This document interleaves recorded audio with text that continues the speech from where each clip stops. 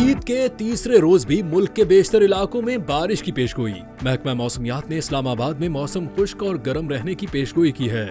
शाम और रात के दौरान शुमाली बलूचिस्तान और खैबर पख्तूनख्वा के मगरबी अजला में 7 चंद मकामात पर बारिश का इम्कान है, जबकि पंजाब और सिंध के बेशतर इलाकों में मौसम गर्म रहेगा। मुल्क के बेशतर इलाकों में मौसम खुश्क और मैदानी इलाकों में गर्म रहने का इम्कान है। वफाकी दारुल हुकूमत इस्लामाबाद और गिरदोनवाह में मौसम खुश्क रहने के साथ तेज हवाएं चलने का इम्कान है। पंजाब और सिंध के बेशतर अजला में मौसम खुश्क, जबकि जुनूबी अजला में गर्म रहेगा। इसी तरह मरी, गलियात, कश्मीर और गिलगित बल्तिस्तान में मतला जुज़वी अबरालूद रहने का इम्कान है।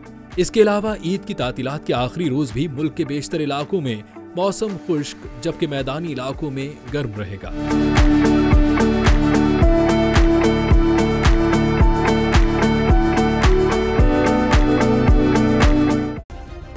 सब्सक्राइब करें और बेल दबाएं ताकि कोई खबर रह न जाए।